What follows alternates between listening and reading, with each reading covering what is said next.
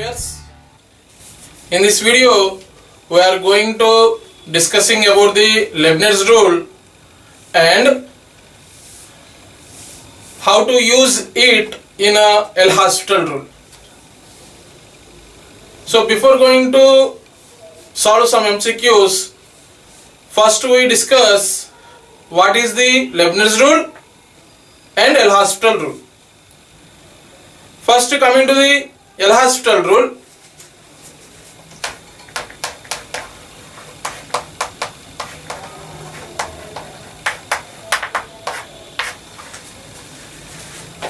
L'Hospital. So generally I describe like a limits hospital. What it is? Generally why we are introduce the limits? Because in the direct substitution of the function to get the functional value, where you are getting the undetermined forms, so to evaluate such a problems we are discussing and we are introduce the limits. Basically the beginning undetermined forms like 0 by 0 and infinity by infinity. To solve such a problems we are using L'Hospital rule. If suppose f of x and g of x are the two real valued functions and limit extends to a f of x upon g of x is obtained by 0 by 0 form or infinity by infinity form, means as extends to a, your f of x is 0, means f of a 0, g of a 0, or otherwise f of a infinity, g of a is infinity. Then only you are getting 0 by 0 or infinity by infinity forms. At that time, to evaluate such a limits, L'Hospital rule is saying such a limit is equal to limit extends to a f dash of x upon g dash of x. Means the limit value, the original limit value is also coincide with the derivative of the numerator upon derivative of the denominator limit also equal. Those two all equal. If suppose we are getting again 0 by 0 or infinity by infinity form after the differentiation, one time differentiation, then again we are using L'Hospital rule for this obtained limit, then that limit is becomes limit extends to a its numerator derivative f double dash of x, the denominator derivative g double dash of x. So we will continue this procedure until the form 0 by 0 or infinity by infinity will remove.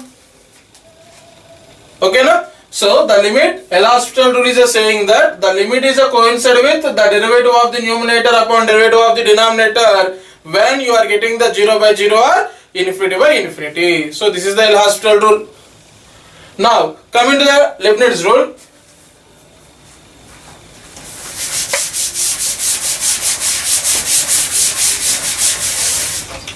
Leibniz rule.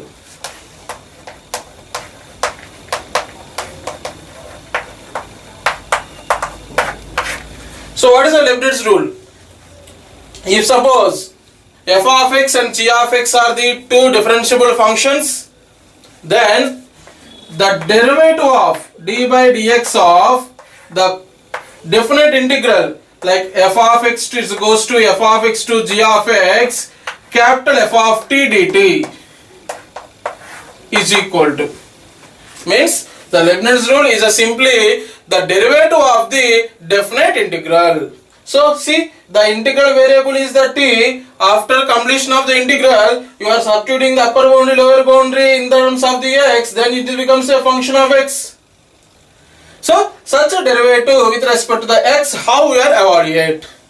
So such a derivative is becomes to the capital F of, means the integrand function. We are replacing the variable t by g of x and multiplied with its derivative g dash of x from upper boundary minus, similarly the function, the integrand of the integral, the variable t is replaced by lower boundary f of x, and you are followed by its derivative f dash of x.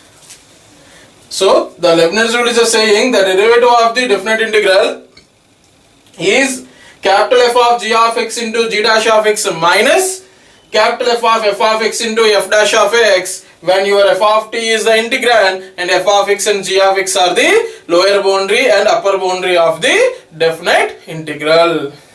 Okay, so now how we use these two, Leibniz theorem, Leibniz rule and L'Hospital rule, to evaluate some problems we are going to discuss. Let's see the one problem, how we are going to use Leibniz theorem and L'Hospital rule. See the problem.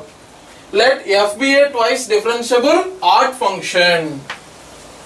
It is an odd function such that f double dash of x is a continuous which satisfies the relation f dash of x is equal to f of x plus integral 0 to x f of t dt, then the value of limit extends to 0 f of x minus sin square x upon x square is what? So if you see, to apply the limit, if you go with the direct substitution, what you are getting? F of 0 minus sin 0 0 upon 0, f of 0 upon 0 coming. But we don't know what is f of 0. But what they are given? F is an odd function. No? Since f is an odd function, f of x is equal to minus f of minus x. No? The odd function relation, if f is an odd function, then f of minus x is equal to minus f of x, or f of x is become minus f of minus x. If you put x is the 0, if my x is the 0, it is a coming here, f is a odd because of that. If suppose I am substituting x is the 0, what you get? F of 0 is equal to minus f of 0, because minus 0 means 0. F of 0 and its negative also becomes the same, means your f of 0 must be 0. It is a property here. If f is an odd function, definitely f of 0 is becomes to the 0. Okay, now? So since f of 0 is becoming 0, it is coming f of 0 by 0, f of 0 is also 0, 0 by 0. Means by using the L'Hospital rule, what it is saying that we need to differentiate it. If you differentiate, we have f dash of x coming. So I want to calculate f dash of 0 also. But what they are given? F dash of x is related by f of x plus integral 0 to x f of t dt. Then what is my f dash of 0 becomes? So what is my f dash of 0 is becomes? F of 0 plus integral 0 to 0 f of t dt. F of 0 already you proved as a 0. It is 0 and integral same, integral lower boundary upper boundary same, that is also 0. So 0 plus 0 is become 0. So you are proved f dash of 0 is also 0. So means we need to differentiate one more time. Due to that, first I want to calculate f dash of 0 is what? Since f is an odd function, I think you know the property, if f is an odd function, then its derivative is become even function. Correct now?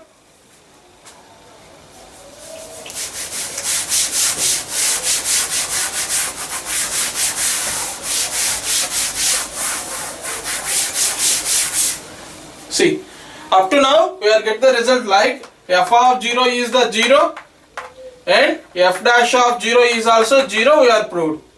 Right? Now I want to calculate f double dash of 0 is what? Since f is an odd function, its derivative means f dash is a become even function. Its derivative f double dash is a become odd function again.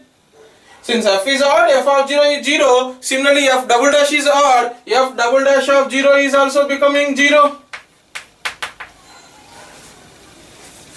Okay, so now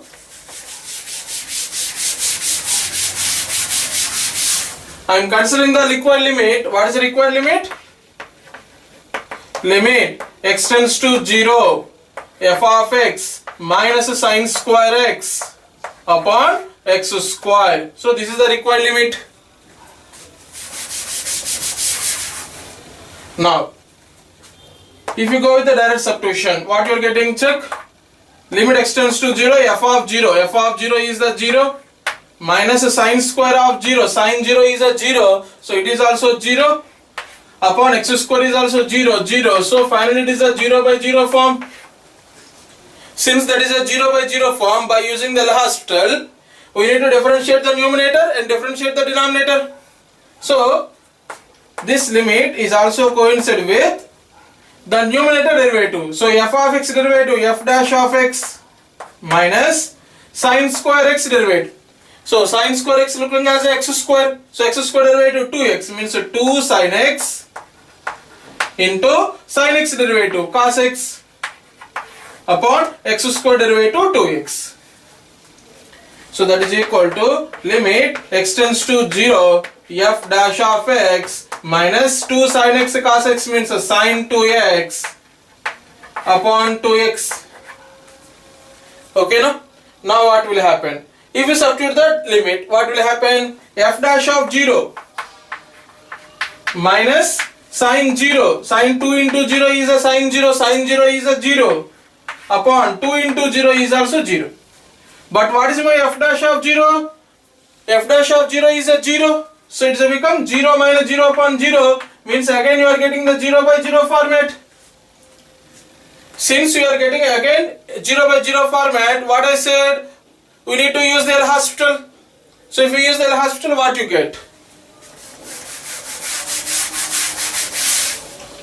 The required one is becomes now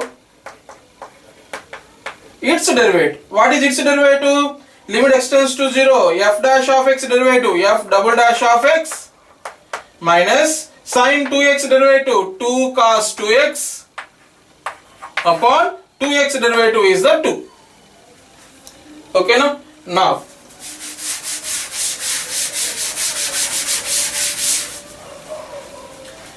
what is my f double dash of 0? Direct substitution.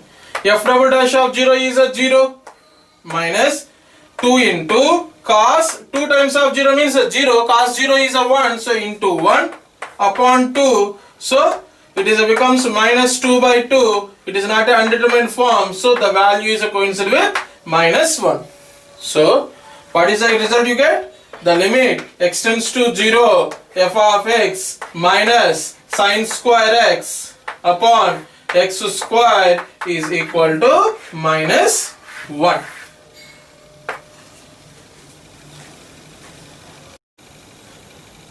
One more problem here. Let f of x is given by integral 3 to x dt upon under root over of t power 4 plus 3t square plus 13. If g of x is the inverse of the f of x, then g dash of 0 is what? What is the g? G of x is the inverse of f of x. Solution. Since g is the inverse of f of x, so what is the g circle f of x is becomes x. Correct, no? Now this is written as g of f of x is equal to x. Okay. Now see my assumption. I am assuming y is equal to f of x. Then what is my y becomes? My y becomes integral 3 to x dt upon under root over of t power 4 plus 3t square plus 13. Okay, no? So what is my y? I am assuming my y is equal to f of x. Then y is becomes from the given statement integral 3 to x dt upon under root over of t power 4 plus 3t square plus 13. Now, since I am assuming y is equal to f of x, it is written as g of y is equal to x now. Now this equation I am differentiating with respect to the x. Then what you get? G dash of y, since it is not x, it is derivative dy by dx is equal to 1. Okay, so means your g dash of y is depends on dy by dx now. since this is my y, from y I want to calculate dy by dx. So that implies dy by dx. What is the meaning of dy by dx? Since y is the definite integral, if you differentiate with x, what I said, the derivative of, from the Leibniz theorem, the derivative of the definite integral means in the integrand we need to substitute the upper boundary and multiply it with its derivative minus substituting the lower boundary and multiply with its derivative. Now the integrand is looking like 1 upon under root over of t power 4 plus 3t square plus 13. So your dy by dx is becomes 1 upon under root over of x power 4 plus 3x square plus 13 into its derivative 1, x derivative 1 minus lower boundary. What is the lower boundary? 1 upon under root over of 3 power 4 plus 3 into 3 square plus 13, but its derivative 3 derivative 0 means the second term will vanish. Then what is my dy by dx I am getting? Tell me. Your dy by dx is finally just 1 upon under root over of x power 4 plus 3x square plus 13. No? Got it? Now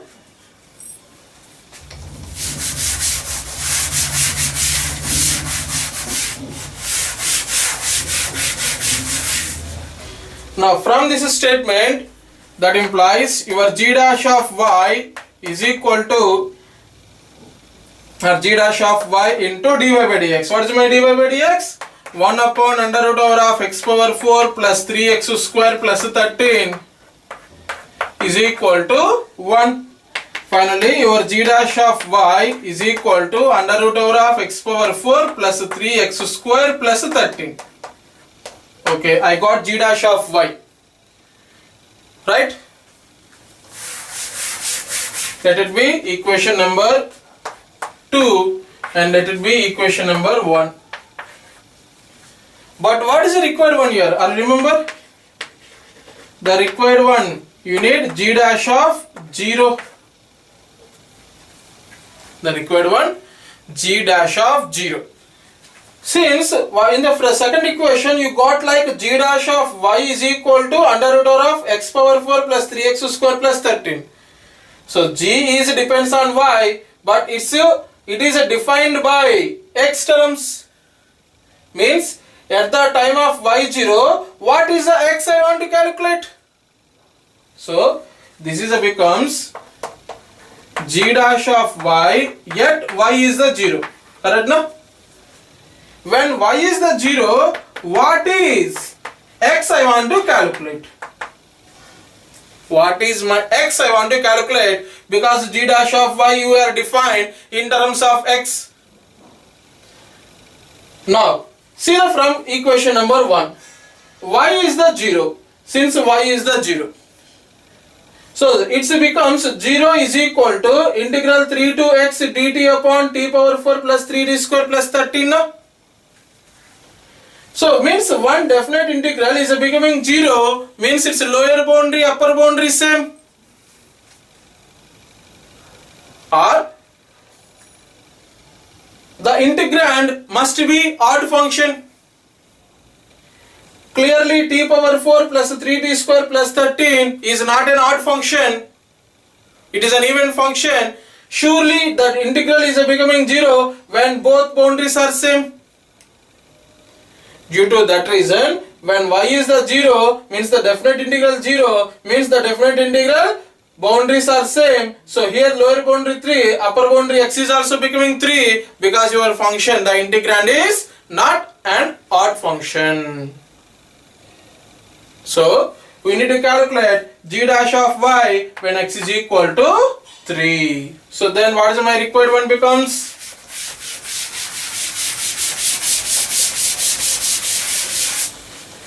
Therefore, the required one is g dash of y when x is 3. So you need to put 3 in 2. Then what you get? Under root over of 3 power 4 plus 3 into 3 square plus 13. Understood? Now that is equal to under root over of 3 power 4, 81 plus 3 into 3 square, 27 plus 13. So it has become under root over of 81 plus 27.